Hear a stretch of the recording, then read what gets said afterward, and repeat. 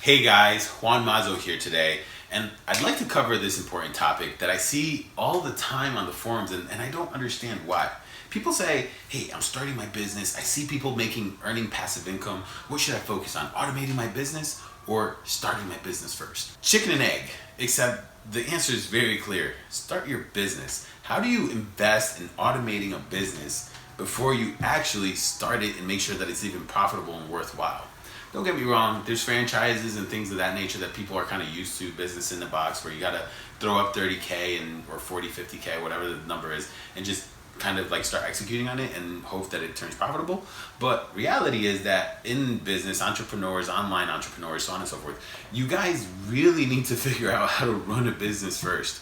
Don't be the ding-dongs asking questions like, hey, how do I get a VA to run my customer support when you have no customer support? You understand how to run customer support by running customer support. And you can't figure out how to run customer support without a business. So make sure you're not that person out there asking if you should automate your business first or if you should, go ahead and start a business. Because the answer is very clear.